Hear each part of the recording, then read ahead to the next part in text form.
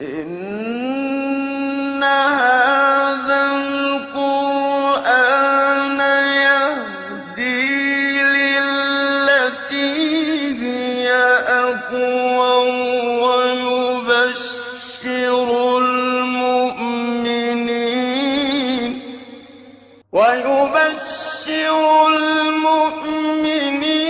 الذين يعملون الصالحات أن لهم أجرا كبيرا.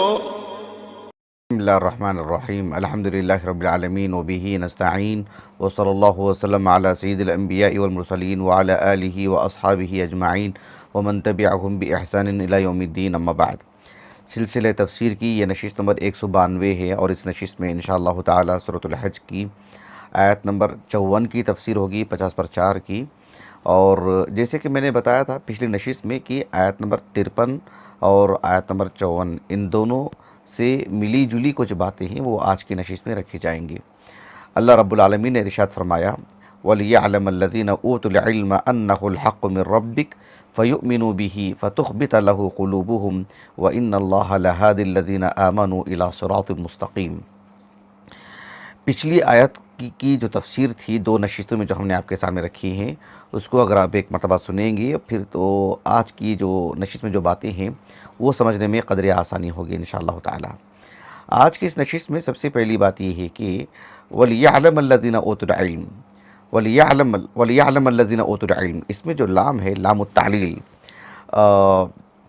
لام التعلیل اور لام الامر، ان دونوں کی قرات کیسی ہوتی ہے ہم نے جو ہے یعنی سورۃ الحج ہی کی تفسیر میں کافی نشستیں پہلے، میں سمجھتا ہوں یہ آج 192 کی نمبر کی نشست ہے، میں سمجھتا ہوں لگ بھگ 100 نشستیں پیچھے اگر جائیں گے تو اس میں نے کسی نشست میں اس بات کو بیان کیا ہے. تاہم آج کی اس نشست میں یہ بتانا مقصود ہے کہ اللہ رب العالمین نے جو شیطان کو اتنی قوت عطا فرمائے ہیں اپنی حکمت بالغہ کے تحت کہ نبی اور رسول اللہ سبحانہ وتعالیٰ کا دین بتا رہے ہیں، ایک شخص کو اللہ کا دین سمجھا رہے ہیں، بلکہ اللہ سبحانہ وتعالیٰ نے جو آیتیں نازل کی ہیں ان آیات کو پڑھ کر کے سنا رہے ہیں. اور شیطان کو اللہ رب العالمین نے اتنی قوت عطا فرمائے ہیں کہ وہ بندے پر اتنا تسلط حاصل کرتا ہے، ایک ایسے شخص پر جس پر نبی آیتیں پڑھ کر کے سنا رہے ہیں، کہ وہ انسان میں ایک الجھن سے پیدا کرتا ہے. جب نبی اس سے مخاطب ہیں، کبھی ادھر ادھر دیکھ رہا ہے، کبھی دل میں وسوسے آ رہے ہیں، کبھی اعراض کر رہا ہے، کبھی یہ سمجھ رہا ہے کہ واقعتاً یہ جو کہہ رہے ہیں سچ ہے کہ نہیں ہے، کبھی یہ سوچ رہا ہے کہ پھر ایسی بھی ایک بات ہے نا، ہم نے ان سے ایسی بھی ایک بات سنی ہے نا، پتہ نہیں ان کی بات کتنی صحیح ہوگی، وغیرہ وغیرہ. یہ جو وسوسے جو اس کے دل میں آتے ہیں انسان کے، شیطان جو اتنا قابو پا رہا ہوتا ہے اور کبھی کبھار اس کو وہاں سے اٹھا دیتا ہے اور چلا جاتا ہے وہاں سے. تو اللہ سبحانہ وتعالیٰ نے یہ قوت شیطان کو کیوں عطا کی ہیں؟ تاکہ بندے اور بندے میں فرق کرنے کے لیے کہ کون بندہ ایسا ہے جس کے دل میں اتنی کجی ہے، اتنی سختی ہے کہ نبی کی باتوں کا وہ اثر لے ہی نہیں رہا ہے، اور کون ایسا ہے جو نبی کی باتوں کو تو سن رہا ہے لیکن دل میں ایک طرح کا شک اس کے دل میں واقع ہو رہا ہے، اور کون ایسا شخص ہے شیطان اس کو بہکانے کی پوری کوشش کر رہا ہے، اس پر حاوی اور قابو ہونے پر جو ہے مکمل کوشش کر رہا ہے، لیکن وہ ہے کہ باذن اللہ تعالی اللہ سبحانہ وتعالی کی توفیق سے نبی کی باتیں بالکل پوری یکسوئی کے ساتھ سن رہا ہے، اور اس کے دل میں اس کا اثر بھی ہو رہا ہے، اور وہ نبی پر ایمان لا رہا ہے، یقین رکھ رہا ہے اس پر. ان دونوں دلوں، دو طرح کے جو دل ہیں انسان کی، ان میں فرق کرنے کے لیے اللہ رب العالمین نے امتحان کے طور پر شیطان کو تسلط عطا فرمائے. تو اللہ تعالیٰ نے جو بات بیان فرمایا آیت نمبر 52 میں، وَمَا أَرْسَلْنَا مِن قَبْلِكَ مِن رَّسُولٍ وَلَا نَبِيٍّ إِلَّا إِذَا تَمَنَّى أَلْقَى الشَّيْطَانُ فِي أُمْنِيَّتِهِ فَيَنسَخُ اللَّهُ مَا يُلْقِي الشَّيْطَانُ ثُمَّ يُحْكِمُ اللَّهُ آيَاتِهِ وَاللَّهُ عَلِيمٌ حَكِيمٌ. تو اللہ رب العالمین نے يُلْقِي الشَّيْطَانُ فِي أُمْنِيَّتِهِ، أَلْقَى الشَّيْطَانُ فِي أُمْنِيَّتِهِ، شیطان کو جو قوت جو اللہ نے عطا کی ہے اس کی تعلیل کیا ہے، اس کی وجہ کیا ہے، تعلیل الاحکام والی جو بات ہے نا شریعت میں، یعنی اس سے ہم نے ایک 15 دن پہلے ہم نے ایک محاضرہ دیا تھا کہ شرعی احکام میں علت بیانی کی اہمیت، یعنی اللہ رب العالمین کے جو افعال ہیں، اللہ سبحانہ و تعالیٰ کی جو قدر ہے، اللہ رب العالمین جو فیصلے فرماتے ہیں اس کی تعلیل کیا ہے، اس کی وجوہات کیا ہیں، اللہ سبحانہ و تعالیٰ نے کیا اس میں حکمتیں رکھی ہیں، تو اس کی ایک حکمت اللہ تعالیٰ نے بتائی، کہا کہ لِيَجْعَلَ مَا يُلْقِي الشَّيْطَانُ فِتْنَةً لِلَّذِينَ فِي قُلُوبِهِم مَّرَضٌ وَالْقَاسِيَةِ قُلُوبُهُم وَإِنَّ الظَّالِمِينَ لَفِي شِقَاقٍ بَعِيدٍ وَلِيَعْلَمَ الَّذِينَ أُوتُوا الْعِلْمَ أَنَّهُ الْحَقُّ مِن رَّبِّكَ فَيُؤْمِنُوا بِهِ فَتُخْبِتَ لَهُ قُلُوبُهُم۔ یہ اللہ سبحانہ و تعالیٰ نے نظام رکھے ہیں۔ حافظ ابن القیم رحمہ اللہ کی ایک کتاب شفاء العلیل فی مسائل القضاء والقدر والحکمت والتعلیل، 2 جلدوں میں محقق ہمارے پاس ہے الحمدللہ۔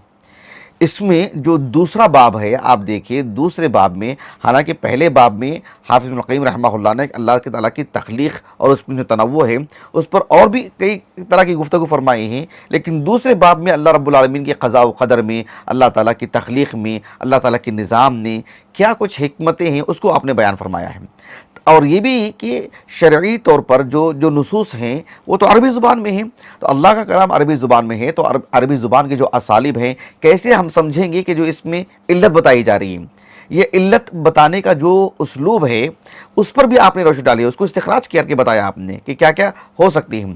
اس میں لام التعلیل سے متعلق بھی آپ نے ایک قاعدہ بتایا ہے جو دوسرا حصہ ہے اس باب کا۔ اس میں حافظ ابن القیم رحمہ اللہ نے اس بات کو بتایا ہے کہ ایک ہے لام التعلیل، ایک ہے لام العاقبہ۔ لام العاقبہ اس کا کیا مطلب ہوتا ہے؟ یعنی کسی چیز کو بتانے کے لیے کہ ایسا نظام تھا، ایسا معاملہ تھا، ایسا کسی نے اختیار کیا اور پھر انجام ایسا ہوا۔ مثال کے طور پر جیسے ہم کہتے ہیں کہ ہم باہر جا رہے تھے اور پھر بارش پڑی تو ہم بھیگ گئے۔ ظاہر بات ہے بارش جو بھیگنے والی جو بات ہے، انسان ایک یعنی تیار ہو کر کے نہیں جاتا ہے نا کہ مجھے بھیگنا ہے، وہ تو عاقبت ہے، وہ ایک انجام ہے۔ وہ ہم باہر گئے، بارش پڑی اور ہم بھیگ گئے۔ ایک ہوتا ہے کہ بارش پڑ رہی تھی، میں دیکھ رہا ہوں اور میرے سامنے وہ سارا منظر ہے اور مجھے اچھی طرح معلوم ہے کہ بارش پڑ رہی ہے اور اب میں جا رہا ہوں، کیوں؟ تاکہ میں بھیگوں۔ یہ ہے تعلیل نا، یہ ہے ایک علت۔ ایک ہوتا ہے کہ میں جا رہا تھا، بارش پڑ گئی اور بھیگ گیا میں، یہ ہے انجام۔ تو لام العاقبہ اور لام الانجام میں فرق کیا ہوتا ہے؟ لام التعلیل میں بات یہ آتی ہے کہ ہم نے کام ہی ایسا کیا ہے کہ اس ایک حکمت کے تحت کہ ہم کو پہلے سے طے شدہ ہے کہ ہم کو ایسا اور ایسا کرنا ہے، اور لام العاقبہ میں یہ بات ہوتی ہے کہ ہم انجام سے غافل تھے، ہمیں پتہ نہیں تھا کہ کیا ہونے والا ہے، اچانک ایسے ہو چکا ہے، گویا کہ وہ ہمارے علم سے خارج چیز ہے۔ مثال کے طور پر اللہ رب العالمین نے سورۃ القصص میں بیان فرمایا کہ فَالْتَقَطَهُ فِرْعَوْنُ لِيَكُونَ لَكُمْ عَدُوًّا وَحَزَنًا، تو فَالْتَقَطَهُ آلُ فِرْعَوْنَ لِيَكُونَ لَكُمْ عَدُوًّا وَحَزَنًا، یعنی فرعون اور فرعون کی بیوی نے فَالْتَقَطَهُ آلُ فِرْعَوْنَ، موسیٰ علیہ السلام جو صندوق میں آ رہے تھے، فرعون اور اس کی بیوی نے بچے کو ہاتھ لے لیے۔ اچھا کیوں لے لیے؟ اللہ نے کہا لِيَكُونَ لَكُمْ عَدُوًّا وَحَزَنًا، تاکہ وہ اس کے دشمن بن جائیں، تاکہ اس کے لیے وہ غم کا باعث بن جائیں۔ اچھا یہ لام التعلیل ہے کیا؟ فرعون نے اس لیے لیا کہ تاکہ وہ میرے لیے دشمن بن جائیں؟ نہیں، وہ تو لام العاقبہ ہے۔ فرعون کو پتہ ہی نہیں ہے کہ اس لیے بچے کو لے لیا کہ جو انجام کیا نکلا کہ بادشاہ اس کے مقابل کھڑا نظر آیا آگے جا کر کے۔ تو اللہ سبحانہ و تعالیٰ کے لیے لام العاقبہ کیسے؟ کیونکہ اللہ رب العالمین کس چیز سے غافل ہیں؟ سبحان اللہ، اللہ رب العالمین کے علم سے کون سی چیز خارج ہے؟ تو یہاں پر لِيَجْعَلَ مَا يُلْقِي الشَّيْطَانُ، اگر لام العاقبہ لیں گے تو مراد یہ ہو جائے گا کہ اللہ سبحانہ و تعالیٰ نے ایسا نظام تو رکھے تھے لیکن دیکھو نتیجہ کیا ہوا، یہ اور یہ نکلا۔ کیوں؟ اللہ کے علم میں بات نہیں تھی؟ نہیں، یہ لام التعلیل ہے۔ اللہ نے یہ نظام ہی اس لیے رکھے ہیں تاکہ ایسا اور ایسا ہو، تاکہ یہ نتیجہ برآمد ہو، اس فرق کے لیے۔ تو لام التعلیل یہاں پر مراد ہے۔ حافظ ابن القیم رحمہ اللہ نے جو بات کہی ہے یہ بہت ہی گہری بات ہے، یہ کہ اللہ رب العالمین نے نظام ایسا رکھے ہیں کہ القى الشیطان فی امنیتہ، ایسا کیوں؟ اس لیے کہ لیجعل ما یلقی الشیطان فتنة للذین فی قلوبہم مرض والقاسیۃ قلوبہم، کس کے دل کیسے ہیں، کون سخت دل ہے، کون مریض القلب ہے، اور کون جو ہے اہل ایمان میں سے نرم دل نرم گوشہ رکھتا ہے شریعت کے لیے، یہ فرق کرنے کے لیے اللہ رب العالمین نے نظام رکھے ہیں۔ حالانکہ تفسیر المحرر للقرآن الکریم میں بعض اہل علم کے حوالے سے، جیسے علامہ ابن عاشور ہیں، ابو سعود العمادی ہیں اور قاضی بیضاوی ہیں رحمہم اللہ اجمعین، ان سب کے حوالے سے اس بات کو لکھا ہے کہ اس میں بعض اہل علم نے لام العاقبہ بھی کہا ہے۔ بہرحال لام العاقبہ یہاں بالکل بھی مناسب نہیں ہے، اس لیے کہ لام العاقبہ کا عام طور پر معنی مفہوم یہی ہوتا ہے کہ جس میں ایک انسان کسی چیز سے بے خبر تھا، اسے اس کے علم میں بات نہیں تھی اور پھر وہ چیز برآمد ہوئی ہے۔ اللہ سبحانہ وتعالیٰ کے لیے ایسا معاملہ نہیں ہے، یہاں پر لام التعلیل ہی مراد ہے۔ آج کی اس نشست میں ایک بات رہی، اس سلسلے میں دیکھیں گے کہ اس معنی کی قرآن مجید میں آیات بہت ہیں، جیسے کہ اللہ رب العالمین نے فرمایا سورۃ البقرہ کے بالکل اواخر میں آیت الکرسی کی بات سے بعد والی آیت میں، اللہ ولی الذین آمنوا یخرجہم من الظلمات الی النور، اور اللہ نے سورۃ مریم میں کہا وَيَزِيدُ اللَّهُ الَّذِينَ اهْتَدَوْا هُدًى۔ ان دو آیتوں کا یا ان جیسی بے شمار آیتوں کا مفہوم یہ ہے کہ اللہ رب العالمین کبھی ایسے معاملات اہل ایمان کے ساتھ کرتے ہیں جس سے ان کا ایمان بڑھ جاتا ہے، ان کا علم بڑھ جاتا ہے، ان کا تقوی بڑھ جاتا ہے، اللہ سے ان کا تعلق گہرا ہو جاتا ہے۔ تو اللہ سبحانہ وتعالیٰ نے شیطان کو جو تسلط عطا فرمائے ہیں، اس میں ایک حکمت یہ ہے کہ تاکہ اہل ایمان کا ایمان بڑھ جائے، اہل ایمان اور قوی ہو جائیں، اہل ایمان کی مضبوطی اور نمایاں نظر آئیں، اور جو کفار ہیں، جو منافق ہیں، ان کا کفر اور شرک جو ہے، ان کا نفاق جو ہے، وہ بھی جو ہے چھلک کے سامنے آئیں۔ تو یہ اللہ سبحانہ وتعالیٰ کو جو ہے مقصود ہے کہ جو ہے تاکہ ایسا ہو معاملہ۔ آج کی اس نشست میں ایک بات یہ ہے کہ شیخ الاسلام ابن تیمیہ رحمہ اللہ نے کہا کہ ان دو آیتوں میں انسانوں کے تین طرح کے دل پر گفتگو ہوئی ہے۔ کہا کہ ایک دل وہ کہا کہ قاسیتن، اور دوسرا دل وہ کہا کہ ذات مرض، اور کہا کہ تیسرا دل وہ مؤمنۃ مخبتۃ۔ مطلب یہ کہ اللہ رب العالمین نے فرمایا لِيَجْعَلَ مَا يُلْقِي الشَّيْطَانُ فِتْنَةً لِلَّذِينَ فِي قُلُوبِهِم مَّرَضٌ وَالْقَاسِيَةِ قُلُوبُهُم وَإِنَّ الظَّالِمِينَ لَفِي شِقَاقٍ بَعِيدٍ وَلِيَعْلَمَ الَّذِينَ أُوتُوا الْعِلْمَ الَّذِي أُنزِلَ إِلَيْكَ مِن رَّبِّكَ الْحَقُّ وَلِيَعْلَمَ الَّذِينَ أُوتُوا الْعِلْمَ أَنَّهُ الْحَقُّ مِن رَّبِّكَ فَيُؤْمِنُوا بِهِ فَتُخْبِتَ لَهُ قُلُوبُهُم۔ یہ تین طرح کے دل ہیں۔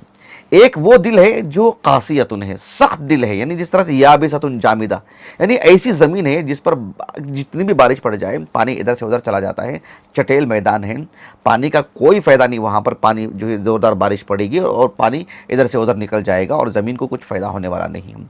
سخت دل ہے، اس میں اللہ سبحانہ وتعالیٰ کے سامنے اللہ کی کیسی بھی نشانیاں اس کے سامنے آ جائیں، اس کے گھر میں کوئی حادثہ ہو جائے، اس کے ذات سے متعلق کوئی حادثہ ہو جائے اور جو ہے پورے ماحول میں تبدیلی آ جائے، بھونچال آ جائے، اور سبحان اللہ العظیم، یعنی نبی کے موجودگی میں بھی نبی ان سے بات کہیں، نبی کے سامنے کوئی نبی کا معجزہ جو ہے اس کے سامنے ظاہر ہو جائے، پھر بھی جو ہے اس کے دل میں کوئی تبدیلی نظر نہیں آئے گی۔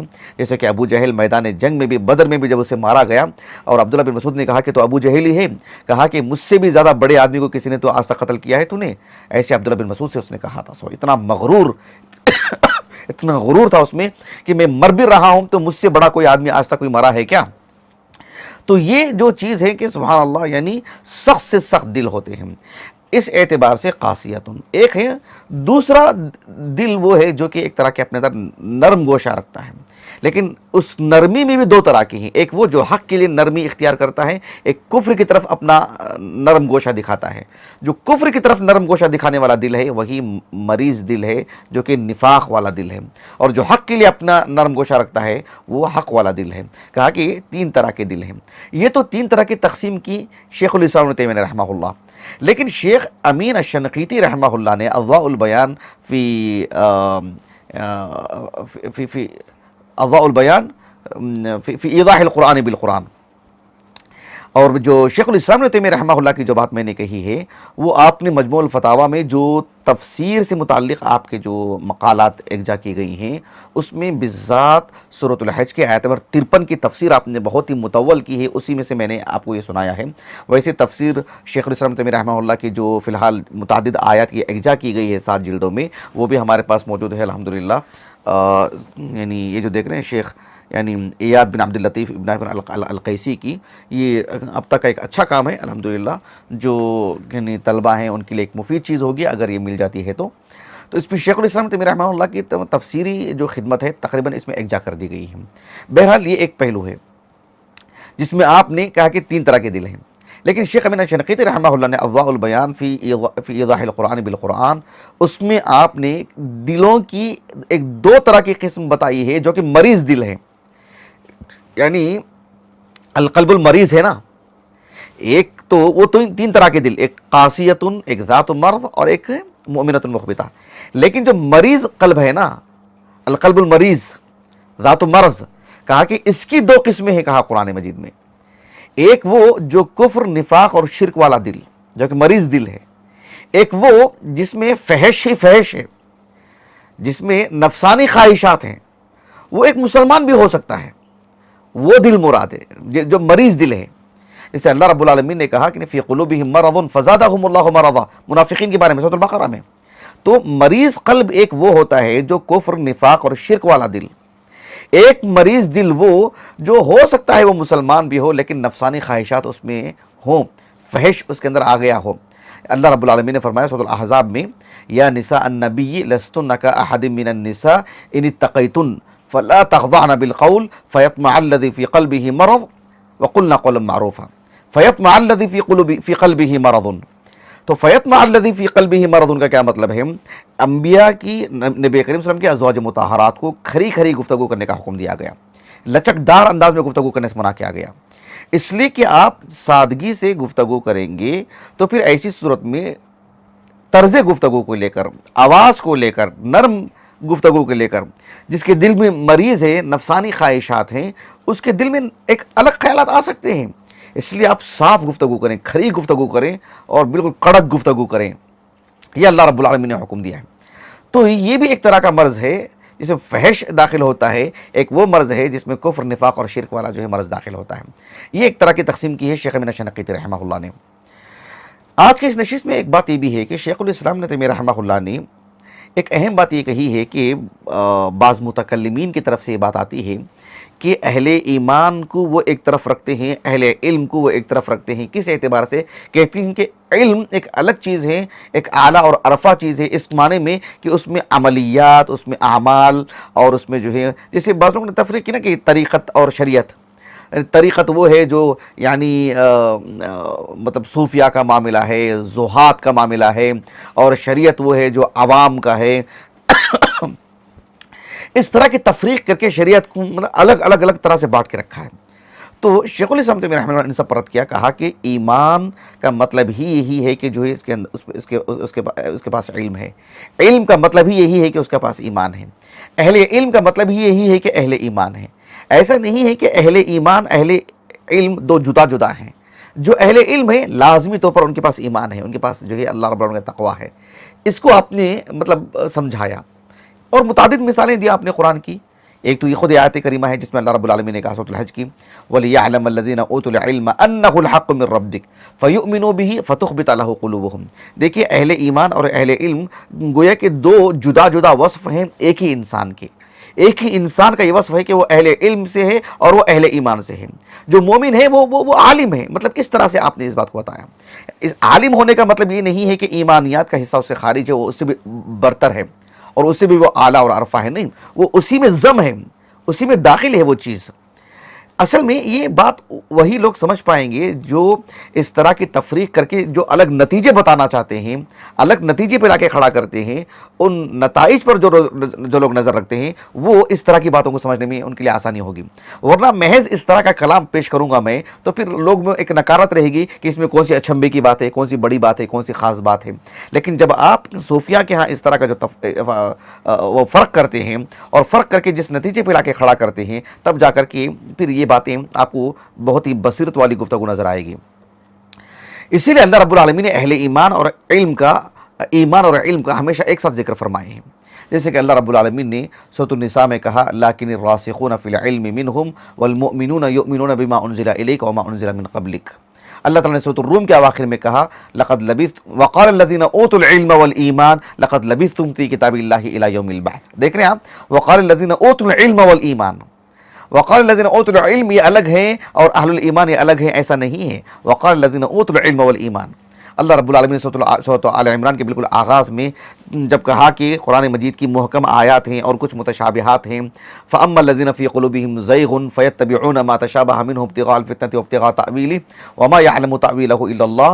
اس کے بعد اللہ نے کیا فرمایا؟ وَالرَّاسِخُونَ فِي الْعِلْمِ يَقُولُونَ آمَنَّا بِهِ كُلٌّ مِّنْ عِندِ رَبِّنَا۔ دیکھ رہے ہیں آپ، وَالرَّاسِخُونَ فِي الْعِلْمِ يَقُولُونَ آمَنَّا بِهِ كُلٌّ مِّنْ عِندِ رَبِّنَا۔ جو اہل العلم ہے وہ اہل الایمان ہے، ایمان کے بغیر وہ علم کا کیا معاملہ ہے؟ ایسا نہیں ہے کہ وہ صاحب علم ہے، ان کے پاس ایمان ہو نہ ہو، عمل ہو نہ ہو، ایک علم کا ایک جنون ہے۔ علم محض کتابیں پڑھنے کا نام نہیں ہے، علم تو عمل کا نام ہے، ایمان کا نام ہے۔ تو اسی جانب جو ہے شیخ الاسلام ابن تیمیہ رحمہ اللہ نے متعدد آیات سے اس بات کو واضح کیا ہے۔ آج کی اس نشست میں اتنی ہی باتیں ہیں، بس ایک بات رہ گئی ہے جو من باب الفائدہ بلاغت کی جہت سے، وہ یہ ہے کہ جیسے کہ ابن عاشور نے کہا رحمہ اللہ، التحریر والتنویر آپ کی جو تفسیر ہے، کہ اللہ رب العالمین نے فرمایا، آیت کریمہ پہ غور کیجیے، اللہ نے کہا وَلِيَعْلَمَ الَّذِينَ أُوتُوا الْعِلْمَ أَنَّهُ الْحَقُّ مِنْ رَبِّكَ فَيُؤْمِنُوا بِهِ فَتُخْبِتَ لَهُ قُلُوبُهُمْ وَإِنَّ اللَّهَ لَهَادِ الَّذِينَ آمَنُوا إِلَى صِرَاطٍ مُسْتَقِيمٍ۔ اللہ رب العالمین نے اس آیت کریمہ کے آغاز میں کہا وَلِيَعْلَمَ الَّذِينَ أُوتُوا الْعِلْمَ۔ الَّذِينَ أُوتُوا الْعِلْمَ یہ اسم ظاہر ہے نا، یہ ایک ایسا اسم ہے جو کہ اسم ظاہر ہے، یعنی الَّذِينَ أُوتُوا الْعِلْمَ، أُوتُوا الْعِلْمَ یہ تو ظاہر ہے نا، لیکن اس آیت کریمہ میں کے اختتام میں اللہ نے کیا فرمایا کہ وَلِيَعْلَمَ الَّذِينَ أُوتُوا الْعِلْمَ أَنَّهُ الْحَقُّ مِنْ رَبِّكَ فَيُؤْمِنُوا بِهِ فَتُخْبِتَ لَهُ قُلُوبُهُمْ۔ اس کے بعد اللہ نے کہا وَإِنَّ اللَّهَ لَهَادِ الَّذِينَ آمَنُوا، جبکہ یہاں پر اس میں ظاہر لانے کی ضرورت نہیں تھی، کیوں؟ اس میں ظاہر گزر چکا ہے، اب یہاں پر ضمیر سے کام لیا جانا چاہیے تھا۔ وَإِنَّ اللَّهَ لَهَادِ الَّذِينَ آمَنُوا کی بجائے وَإِنَّ اللَّهَ لَهَادِ الَّذِينَ آمَنُوا إِلَى صِرَاطٍ مُسْتَقِيمٍ، اللہ سبحانہ و تعالیٰ ان لوگوں کو ہدایت کا جو ہے سامان فراہم کرتے ہیں، ان لوگوں کو ہدایت دیتے ہیں، کس کو؟ وَإِنَّ اللَّهَ لَهَادِهِمْ، ضمیر سے کام نکل سکتا ہے، اس لیے کہ اس میں ظاہر جو ہے گزر چکا ہے۔ وَلِيَعْلَمَ الَّذِينَ أُوتُوا الْعِلْمَ، یہاں پر بھی اس میں ظاہر، وَإِنَّ اللَّهَ لَهَادِ الَّذِينَ آمَنُوا، یہاں پر بھی اس میں ظاہر، کیا ضرورت ہے اس کی؟ وَإِنَّ اللَّهَ لَهَادِهِمْ، بات ہو جاتی نا۔ تو یہاں پر اس میں ظاہر کیوں ہے؟ اس سلسلے میں ابن عاشور رحمہ اللہ نے کہا کہ الاظہار فی مقام الاضمار، جہاں ضمیر لانا چاہیے تھا وہاں پر بھی اس میں ظاہر لیا جا رہا ہے۔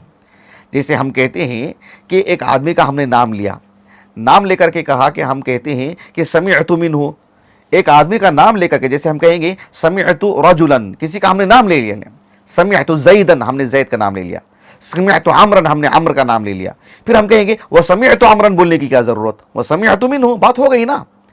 تو ایک مرتبہ ہم نے اسم ظاہر لا لینے کے بعد دوبارہ اسم ظاہر لانے کی کیا حاجت؟ وہاں پر ضمیر سے کام نکالا جا سکتا ہے نا۔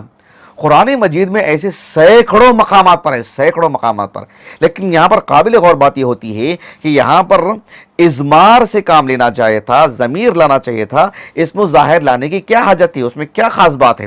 بات یہ ہے کہ اللہ رب العالمین نے کہا وَلِيَعْلَمَ الَّذِينَ أُوتُوا الْعِلْمَ أَنَّهُ الْحَقُّ مِنْ رَبِّكَ، الَّذِينَ أُوتُوا الْعِلْمَ یہ اسم ظاہر ہے، فَيُؤْمِنُوا بِهِ فَتُخْبِتَ لَهُ قُلُوبُهُمْ وَإِنَّ اللَّهَ لَهَادِ الَّذِينَ آمَنُوا وَإِنَّ اللَّهَ لَهَادِهِمْ ہوتا ہے اس سے تو بات ہو جاتی۔ تو کہا کہ یہاں پر بھی اسم ظاہر لانے کی وجہ یہ ہے، یہ بتانے کے لیے کہ اللہ سبحانہ و تعالیٰ نے ان کو گویا کہ تعریف کر رہے ہیں۔ اللہ سبحانہ و تعالیٰ یہاں مقصود یہ ہے کہ یعنی قصدہ یعنی مدحہم، قصد کیا ہے یہاں پر؟ کہا کہ مدحہم بوصف الایمان، اللہ رب العالمین ان کی اس میں اگر ضمیر والی چیز ہوتی تو پھر وہ ایمان کا لفظ وہاں پر نہیں آتا۔